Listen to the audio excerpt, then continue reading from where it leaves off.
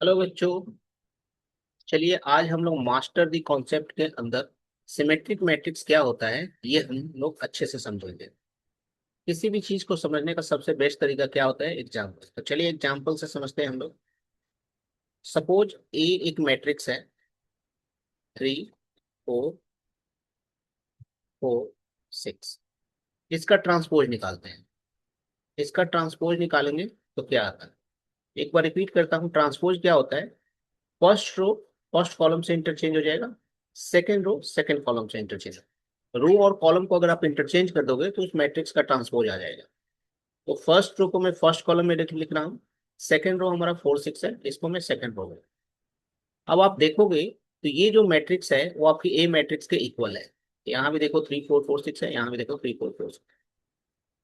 तो इसका transpose A के इक्वल आया। एक दूसरा एग्जाम्पल लेते हैं। सपोज ये एक मैट्रिक्स है, ये 2 by 2 ऑर्डर का मैंने लिया था। एक 3 by 3 ऑर्डर का ले लेते हैं।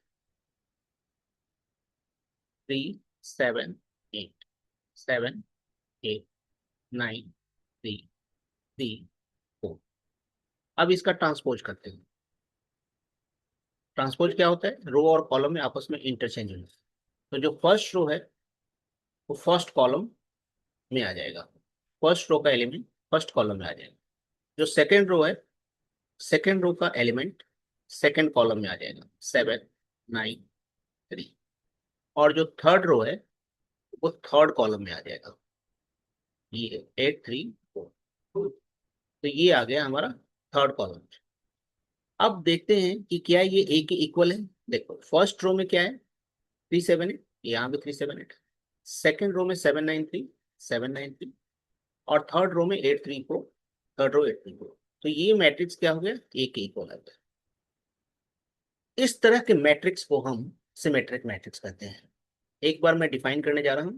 What is a symmetric matrix? A matrix whose transpose is equal to itself is called symmetric matrix। एक ऐसा मैट्रिक्स जिसका ट्रांसपोज उस मैट्रिक्स के इक्वल हो तो उसको हम सिमेट्रिक मैट्रिक्स कहते हैं। In both cases the transpose of matrix is equal to itself. तो आई होप आप लोगों को ये समझ में आ गया what is a symmetric matrix. अब थर्ड पॉइंट ये है कि अगर आपको ये बोला जाए कि आप एक सिमेट्रिक मैट्रिक्स बनाओ तो आप कैसे बनाओगे? तो आप थोड़ा सा अगर आप ध्यान दोगे तो आप ये देखो, ये जो डायगोनल एलिमेंट्स है उसका ऊपर वाला एलिमेंट्स और उसके नीचे वाला एलिमेंट्स एक दूसरे का मिरर इमेज है, एकदम सेम है। यहाँ पे भी, यहाँ पे भी देखो, इसके ट्रांसफॉर्म में भी सेम आया है। अब यहाँ पे देखो, इसका जो डायगोनल एलिमेंट्स का ऊपर वाला एलिमेंट्स है और डायगोनल एलिमेंट्स का जो नीचे वाला एलिमेंट्स, वो दोनों एक दूसरे का मिरर इमेज है।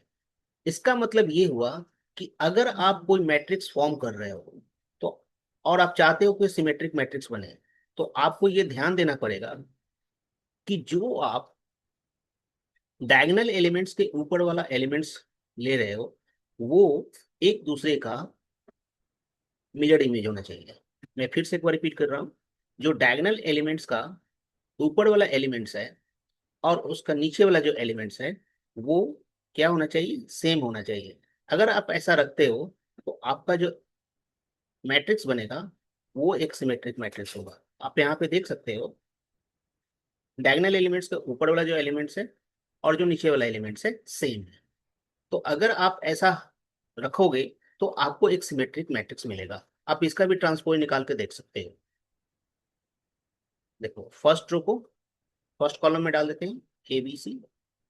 सेकेंड रो को सेकेंड कॉलम में डाल देते हैं, B D E. Third row को थर्ड कॉलम में डाल देते हैं, सी ई एफ। अब चेक करो, फर्स्ट रो में ए बी सी है, यहाँ भी ए बी सी है। सेकेंड रो यहाँ बी डी ई है, यहाँ भी सेकेंड रो में देखो आप बी डी ई है। और थर्ड रो में सी ई एफ है, यहाँ भी सी ई एफ, एक इक्वल आ गया। तो it is a symmetric matrix. तो अगर आप ये ध्यान रखोगे कि जो डायगोनल एलिमेंट्स है उसका ऊपर वाला एलिमेंट्स और उसका नीचे वाला एलिमेंट्स अगर आप सेम रखोगे तो then you will get a symmetric matrix. बहुत सिंपल कॉन्सेप्ट है। आई होप आप लोगों को समझ में आया होगा। Thank you.